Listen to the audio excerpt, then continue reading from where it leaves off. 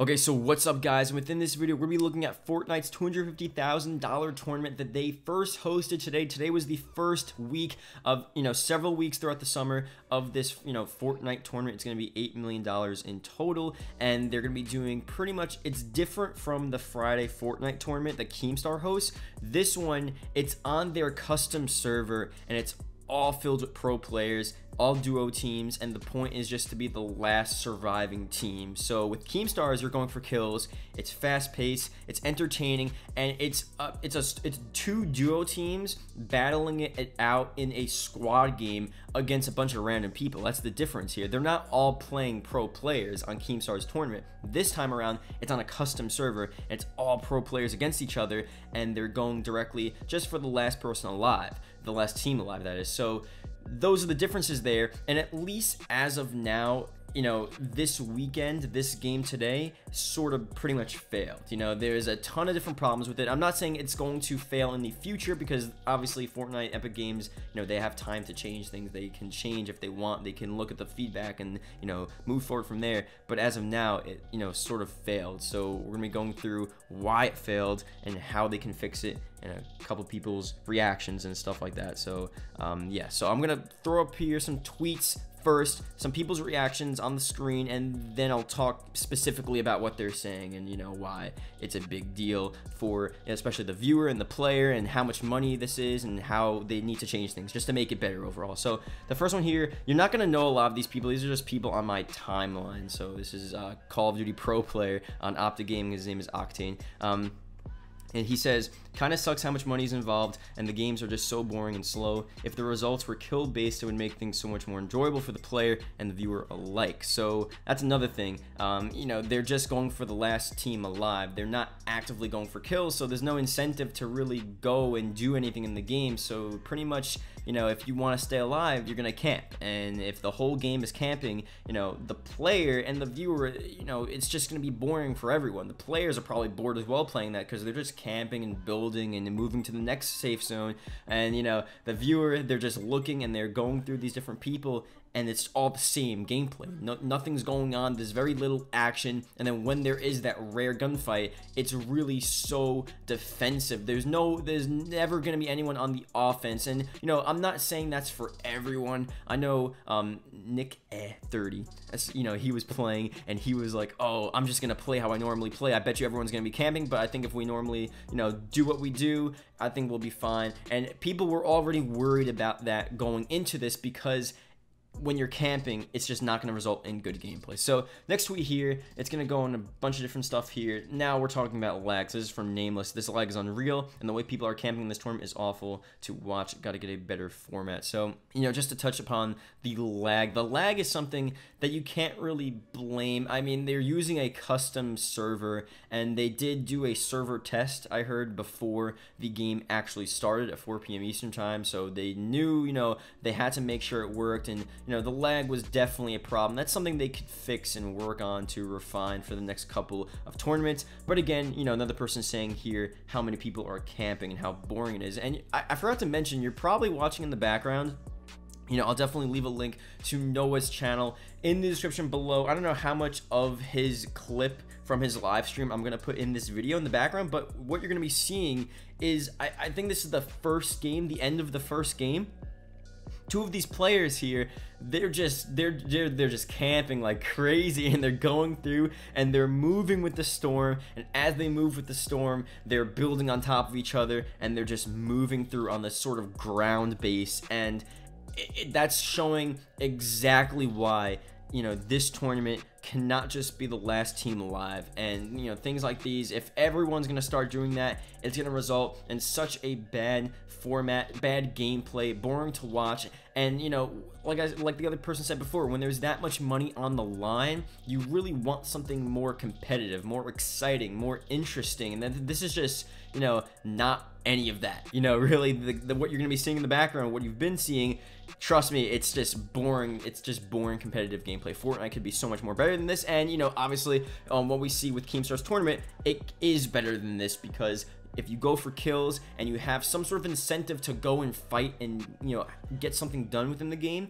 then you're gonna, you know, have exciting gameplay, exciting moments, crazy reactions, and it's different stuff like that, which you want from, you know, I guess an esports spectator, you know, live stream sport event, whatever. So that's that. Next one here is from Jev. Initially, when I thought of competitive Fortnite, I imagined it being like full squads of pro players just fighting each other in a tournament realm or something, not this. And I want to touch upon a different type of format here, because if you want to do competitive Fortnite, obviously Keemstar's tournament, it's fun, but it's not necessarily competitive Fortnite. I mean, they're going for kills, but they're playing against random people in the server, so you're really not doing the most competitive thing ever, just going for kills. It is competitive between the two players, between the two duo teams in the game. For them it is.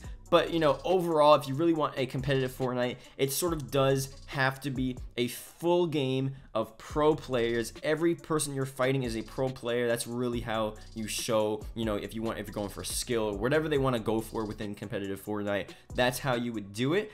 So they would have to do their custom servers, and they're going to work on their custom servers, but within that whole custom server of pro players, pro Fortnite players, make it so they have to do something. They have to go for some incentive, whether it's kills or going for certain objectives. If they add, you know, something into the game, a new game mode or something like that, anything besides just surviving, because just surviving is just, like we saw before, you know, too boring.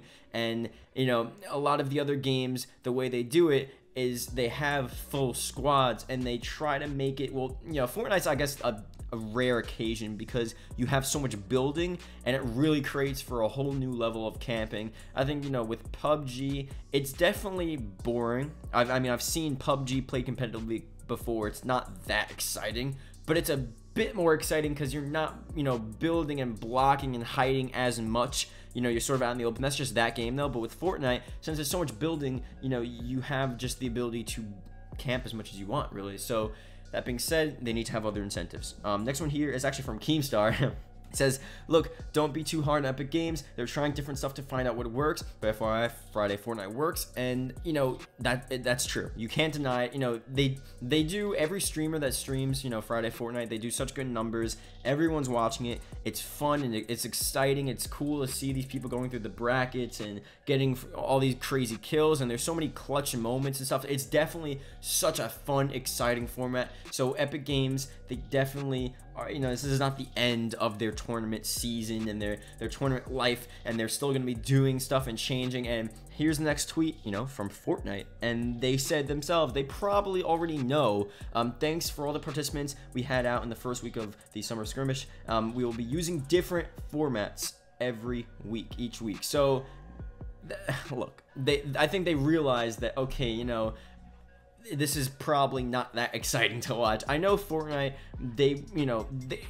a part of them probably thinks like, okay, who cares if it's, you know, really a bit campy, not as exciting as people want, as long as people are watching, as long as there's a Fortnite tournament, you know, and there's money and there's all this different stuff and there's funding and there's sponsors, and, you know, I guess who cares at that point. But after a while, I think Fortnite, they understand that, okay, we need to make this interesting. We need to make this last, because this format right now, I think they know it's not going to last. It's not going to sustain as an actual, you know, esport if they want to make it into that in the future. So, and they also touch upon, you know, the server performance and the issues with that as well. So they're going to be focusing on the servers, and they're probably in a couple of days going to start discussing, or, you know, maybe announce a new format. What I think they're going to do, a couple different things here. If they're saying we're going to be using different formats every week, and I'm not so sure if that was the original plan or if they are just doing this based off of the reactions, but